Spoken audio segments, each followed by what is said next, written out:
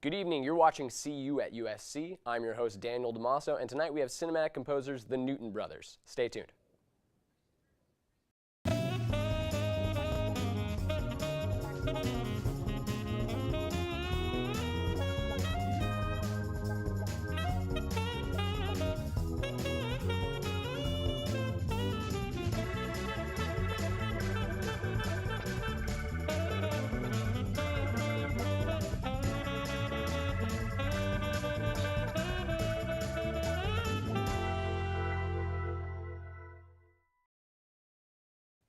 Welcome back to CU at USC. Again, we have the Newton Brothers here, Andy Grush and Taylor Stewart. Thank you for joining us. Thanks for having us. First thing I got to ask, where's the name Newton Brothers coming from?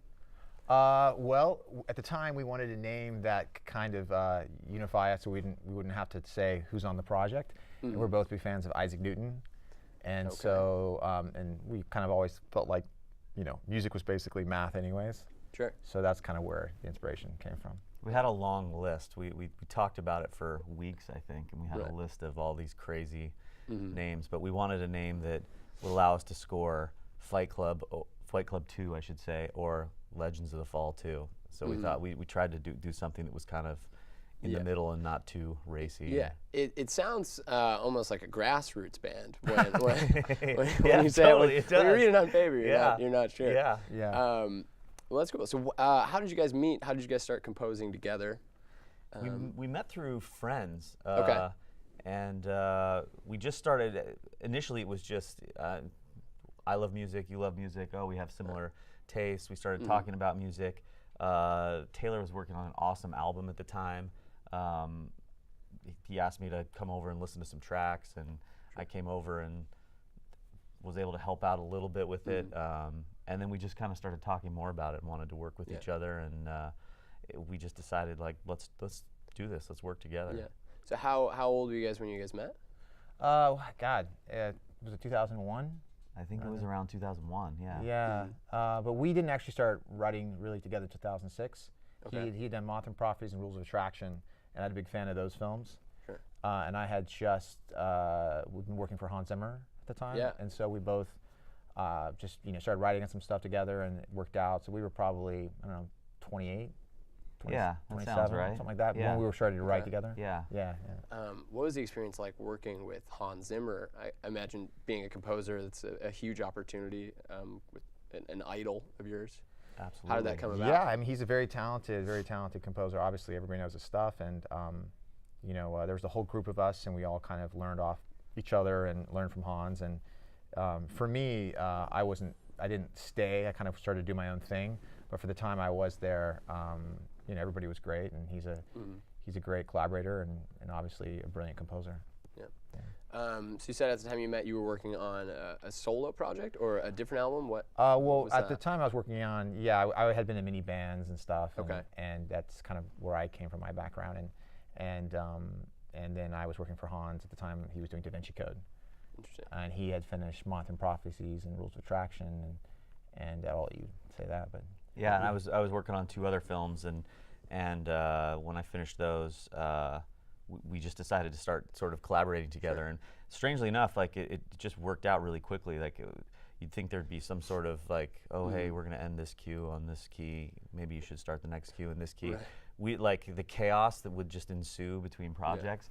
Like, that sounds really good on paper, but it would never happen. It'd be like, I haven't slept for 4 days. Like, I don't know what the key it ends in. I can't remember. But like, strangely enough, the cues would just blend together. They would sound similar.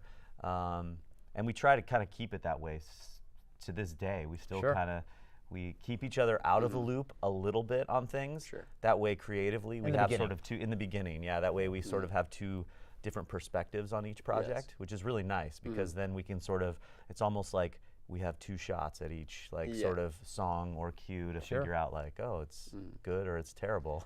Do you feel like there are parts of the song where you can definitely say, or someone who are familiar with your music could definitely say like, this is Andy or this is Taylor? Is there different enough, or are your styles similar enough that they blend well? I think that we know when we're obviously doing the movie, but there's cues on where we hadn't slept and we've been working intensely. 5 years ago from a film where I could be like, I think I wrote that, but I'm not certain. Yeah. You know, it could have been. I knew it was, you know, one of us doing something. So it's not clear after time goes by, and we tend to write the same styles because I was kind of interested in working with him, you know, originally because I loved his music and the way he writes, and so I kind of think we both do write similar. We obviously have our differences. Sure. For sure. Was the interest, I know you were saying you were in some mini bands and things like that. Was the interest always in composing for film or larger scores? Well, I had grown up, my dad had, you know, been a musician, my mom sang in the operas and stuff, and so I was around music all the time, and I had always been really into electronic music. Okay. And so, and I find composing, especially originally, to be a very isolating kind of thing. You sit in a room and you write music. It's not necessarily inherently collaborative.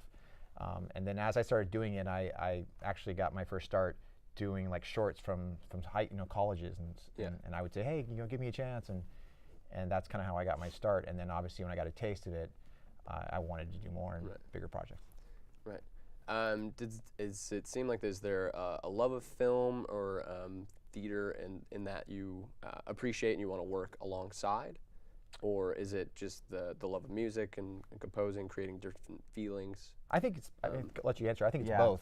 Exactly. Yeah, I was going to say the same thing. Yeah, definitely both. It's there's I think the storytelling is like the base of all of it. Like, you know, when you leave a film or you finish binge watching a series on Netflix and you really enjoy it, you know, like I remember finishing the first season of Breaking Bad and just thinking like, what an amazing story, like how great, you know?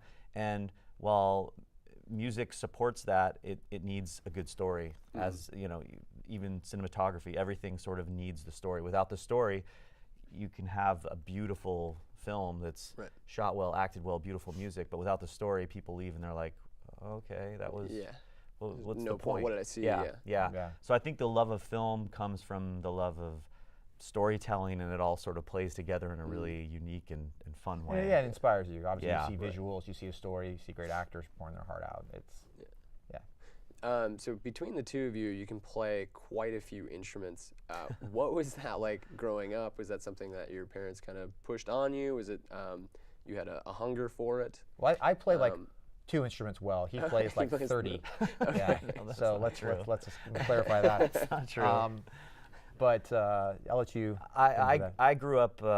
I started piano lessons when I was 4, and it was like Suzuki method, classical piano recitals, like wear a suit on Sunday and go play piano, sit there and play like pieces. And when I was younger, I liked it for a while, but then it was like once I turned 8 and 9, it was like there's baseball. I don't want to practice, you know.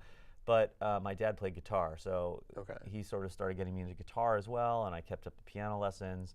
And then once I got into high school, it was like, oh wow, like this is really fun. Like I can work in theater too. And I started playing the saxophone and started playing some stringed instruments, and inherited like a clarinet from my grandfather that he got in World War II in France. And I was like, why? I try to play it on for a period of time. For about 5 years, I was on this kick of like, it will be in every film in some way. But now. Now it's not, but so it just kind of turned into this, like, I think it was more just not wanting to, at the time, there was no internet. Well, there was internet eventually, but it wasn't like, hey, I need someone to play an amazing sax solo. So I was just like, well, I'm just gonna go to the music store and buy a sax, and I'll play a terrible version, and then someone else will play it better. But as I started doing that more and more, I just started, oh, I really like this. I'll just keep playing. I'll take lessons. That's how it was in the beginning. Yeah. So that's sort of how it turned into it. Now I'd say my skills have definitely declined because now it's just like you just hire people. Get it written and hire someone who's amazing. Yeah. So what I wanted to ask you was, with all those instruments coming together, what sort of who were your influences? What was it? Was the dream always to play in a bigger band? Was it a solo career? Was it a rock star that you wanted to be? Was the dream always to compose?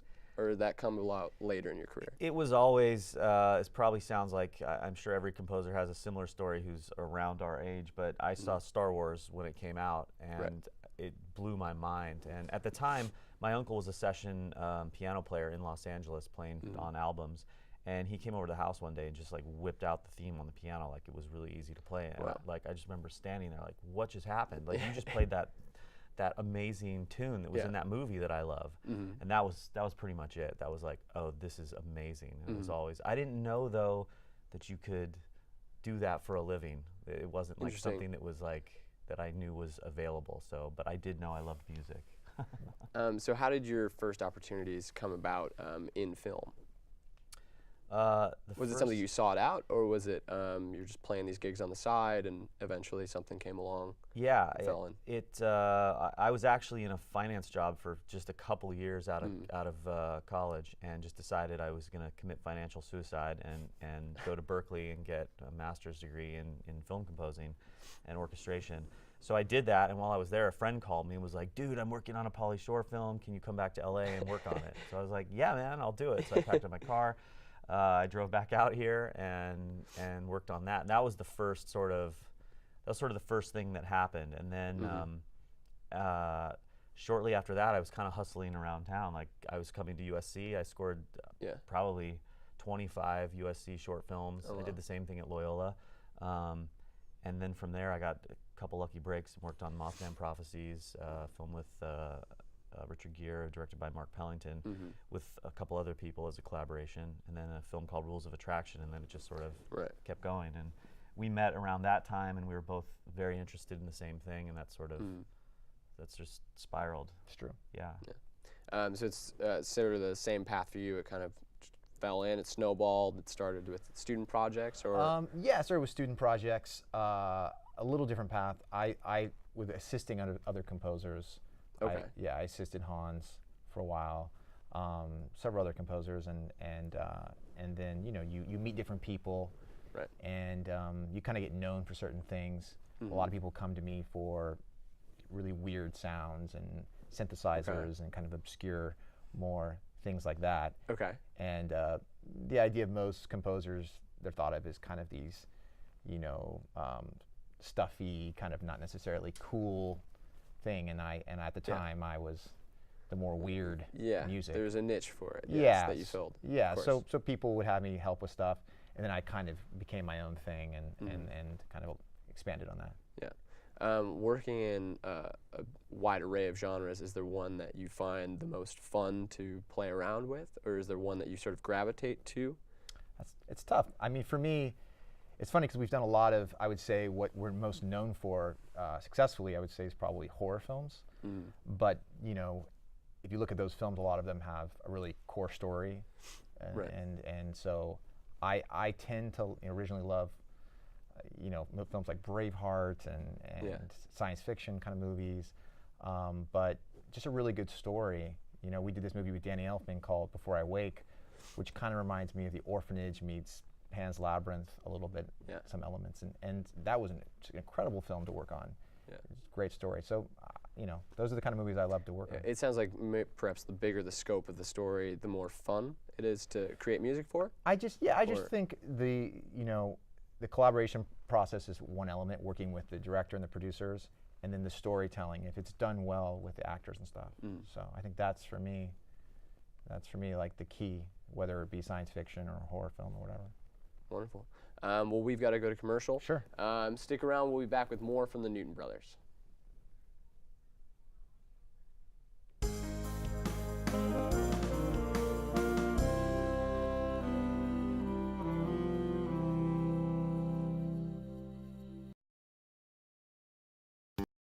Thank you for coming back to see you at USC. We're here again with the Newton Brothers. Boys, doing good, doing well. I want to ask you about the project that's most recently in theaters, The Bye Bye Man. Okay. It's touted as having this very weird sounds. I know you used a washing machine or a dryer. Can you tell me about the process of making the music for this movie? Yeah, I mean this movie was there was a lot going on with this movie. We had an orchestra playing. We had the mad scientist over here just crushing crazy sounds. I don't even know. I can't even. I'll let you explain what you were doing. But well, I think the key was first finding the riff / kind of melody that the director and producer were both liking. Okay. And she wanted this kind of classic I would say even 80s, had like an 80s element to it from Yeah, those films. classic horror films. Yeah, like even The Omen had some riffs, Halloween, those kind of films. So she wanted something that was a signature kind of riff for the Bye Bye Man. Yeah. So once we established that, which wasn't as hard as then coming up with the different kind of tonality of the sounds to give the film its own kind of unique thing. So we spent a long time on that.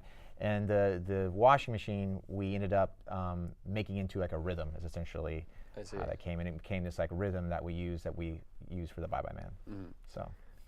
So when a new project is thrown at you, how do you start? Do you start with the script? Do you start with the footage? Is it a conversation with the director? It depends what stage is in. Sometimes the film is like they just fired someone, you just jump in, and you got to go. Sometimes, like with Mike Flanagan, the director we've done Oculus with and a bunch of films with, and we start sometimes early on, like on a script. It just depends on the situation.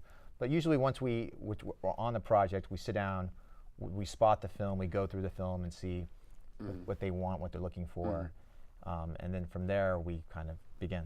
Yeah. So I mean, we were talking about all these crazy noises that Taylor was able to come up with. Where does that inspiration come from? Is it just a lot of time sitting at home or in the studio, hitting different things, or? It's funny, it's funny. People always think that the melody and the music, that's actually the really easy part. Like they're actually writing the notes. It's the sounds, because it's a little bit of, you kind of know what it's going to be, but it's hit and miss, and there's accidents, and you end up using a lot of those happy accidents. Right. So I think it's just kind of trial and error, and you have a general idea. Like we recorded bees for Before I Wake, and then we had the orchestra like mimic the bee sound, that's kind of swarmish sound. Oh, wow. And it we blended the two, so it sounds like a hornet's nest is kind of attacking you, and that's, we try to see what works. Sometimes it's terrible. You just have to try, Yeah, we'll usually try 20 things, and like if 2 of them work, we're really happy. It's a good day. Yeah. You got to break the mold. You got to try something new. Yeah.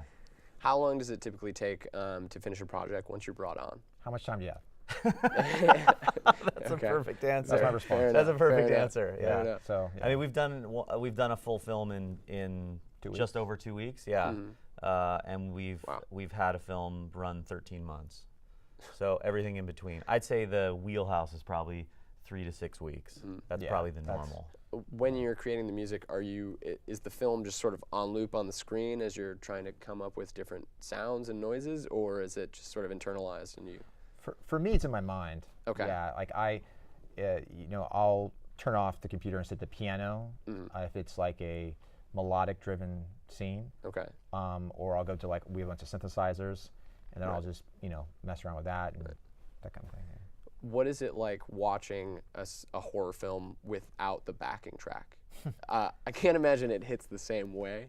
Yeah, it's a different experience for sure, because it can change a lot. I mean, we've all seen like the video on YouTube of the Psycho scene, right? The shower scene, where like here's the scene with like boom, like some nice smooth music, and you're like, oh, she's getting ready to go out on a date, or she's like what, or something else, something else. And then there's like the campy like modern classical track that's playing. It's like, oh, she's getting ready to like go out for the day, and like and then there's what's in there, which is like, oh, she's going to be violently murdered, Right. The music really dictates like what's going to happen, and it's interesting that sometimes when we get scenes, it's a tricky process, like, because what you say is scary to you, or you might say, I want tension, right? So tension to you might be different to me, might be different to Taylor. And the director wanted that scene dry, by the way. Remember that? Yes. That's a good point. Yes. So you kind of play with all the elements, and really it's just about kind of just jumping off the cliff and going like, okay, here we go. We're gonna throw up these ideas, and it's helpful to have a director too who gives you a rope long enough so you can hang yourself, because you want to try, and because sometimes if you try too much, you miss the mark, you could get fired. So there's always we've had some. We did a film called Hush, which was on Netflix, a great film, and the director gave us a lot at the beginning of the film. he wanted to try some things. So he's like, just go for it. So It was great. yeah, it was. We tried some things, and what's interesting is the film ended up just being like a big boom that starts the movie, and it's super effective and it's perfect. But to get there, we had to try. I feel like we tried like 8 or 9 things for the opening of the movie. When you're trying, is it more of an intellectual battle of what would look good on a musical staff, or is it just kind of like trying stuff out and seeing what sticks and what feels right? I what stopped sounds right? doing that from like Yeah. the days of shorts starting as a young guy. Yeah, I mean, there's definitely in this line of work, there's lots of the kids who love the Star Wars, the John Williams, the more traditional music, which we love too, and we love writing that kind of stuff. But in filmmaking, and it's about the film. It's not about the music, so I have to serve that. And a lot of times, if I was to write a piece like that, they would be like, "What's going on with you? Like, what are you?" Yeah. There are times where like, I mean, sexy on music paper, sometimes it definitely doesn't translate, because there are times where like to serve a really intense scene, you'll have 2 notes that are just sustained for 16 bars with like 4 piano notes that are spaced out. Super boring. So, yeah. Yeah. But in relation to when you see it with the film, it works really well. You can Yeah. accent It's a certain social moments network. Bum bum bum. It's Right. Yeah. Very simple. Very Yeah, absolutely. So you just finished a new project, a Stephen King movie, Gerald's Room. Correct. Gerald's Game. Gerald's Yeah. Game. Gerald's Game. He's in a right, room apologies. though. Yeah. He's in a room. So Yeah. it's Fact. fair Yeah, enough. so Not that's too what far you're off. right. Not Yeah, too you're far right. off. Yeah. Did you get to meet with Stephen King? Did he have input there, or was it all the director that's giving you feedback? It's the director's been a long time fan of Stephen King, and As we both have too. yeah, as have we. Yes, and he's had the idea of this film in his mind for more than 10 years. I feel like he'd tell us 15 years, 20 years. He's really wanted to do this film. I think the book was written in 93, 96. Yeah. It's a really interesting story, because it does take place in a room for the most part, and it's about a woman and her life and her story. Yeah. And it unfolds through the events in this film, and it's very disturbing. I wish I could say I just came from hanging out with Stephen King. But Yeah, no, we but did no, not get to. unfortunately yeah. not. But Mike did, the director did have some communication back and forth. Okay. And Stephen has seen the movie and he's a big fan of it. So. Oh, wonderful. Well, that's great to hear. What do you guys do in your free time when you're not making music for films? You came here on your motorcycle. Sure. Do you go out riding? Is there other things that you do to sort of clear your head of Running. the music? And A lot of running. okay. Yeah. Surfing when there's time and the water isn't bone-chillingly cold. Yeah. But just try to be outside, because writing music is so internal. You're in a cave. Right. You're writing music all day, and it's nice to kind of extrovert, get out there. And so for myself, I love to just run up in the hills and get out there. Yeah, and strangely, we have pretty much the same it's identical. Like we both like running and surfing, so it's sort of like, hey, are you gonna get out today? No, not gonna get out today. Yeah, I mean, it makes sense because you're in a room all day. So Yeah. Well, yeah, it seems like it's a good match for the both of you then. Yeah, the partnership works. Yeah, Oh, definitely. Oh yeah. Like a marriage. Yeah, it definitely is. We talk every single day. I mean, I'd say the only time we don't talk is if we have a short period of time between projects, and it's like a weekend. We won't even, we're just completely pieced out. But for the most part, we talk every day. Sleep deprivation. Yeah. Is there one lesson or a big overarching lesson that you guys have learned through your years in the business in the last 10 years of your partnership or so, either about working together, working in entertainment, making music, life? I mean, I think, the rule, I think what I've seen is just always treat everyone with the utmost respect and treat them really well, because that assistant of a TV show or editor of a movie could be the next Steven Spielberg, could be the next big whatever. So I've seen, people become huge quickly. And so it's always good to you should, always treat everybody really well. And I think that's treat with respect. Yeah. Yeah. I would agree with that, definitely. Yeah, it's tagging on, right? Yeah. Well, yeah, and I think it's just in any whether you're film composing business, or whether you're trading stocks, I think that everything requires a different sort of personality and temperament. But I think at the end of the day, if you treat people well and you're positive about situations and transparent with people, it always plays out in the end really, really nicely. And I know that sounds like a big overall. Well, it's the golden rule, yeah. Yeah. But it really It's really really applies. true. Yeah. It's really true. Yeah. Sometimes those cliche or those tropes are very true. Yes, they are absolutely. If you have to define success, what is it? I would say for me, success is coming over obstacles to a known goal. So you for us, we got to work with Adrian Brody, and I had been a huge fan of Adrian Brody, and Tony came to this movie, and that was a huge success point for us. And then we got into the next thing, and we do a wide release, and I think Ouija is close to cracking 100 million worldwide. Right. So that will be another film where it's like everything's a success at some degree. So I think as long as you're happy and enjoying what you're doing and you're making progress, I think that's success. And I think at some point many years ago, I just stopped even wanting to sleep. Like, I do sleep, but like I don't want to sleep very often because I'm so excited every day, whether it's morning or night. I mean, there are times at night where I'm complaining to him about something, but for the most part, like waking up in the morning just being excited about life in general, I feel like that's a sort of an add-on. So I mean, I would mirror exactly what he said as well, but to add on to it, just being excited about your day, whatever it is, is a really nice feeling to just wake up and go like, wow, I'm going to be really busy from 6 a.m. to 6 p.m. and I'm really excited about it. Is that saying find what makes you excited to wake up, or is it saying flip your perception no matter what you're doing? Wake up and say, I'm excited to do this. I mean, I think, you should be excited obviously about what you're doing, and your sole motivation shouldn't be money. It shouldn't be all these different things. It should be what you love to do, and then everything else kind of comes. Obviously, there's a reality to the fact that you can't live off of a cup of noodles or something while you write music all day. I've been doing it for a couple of years. I think you can. Right. But yeah, I think it's finding that balance and moving up and being happy in the process. Find what you love. That is all the time we have for today. Thank you so much. Thank you guys again. Thanks for having us. Thank you for watching. See you at USC. Join us next week. Good night.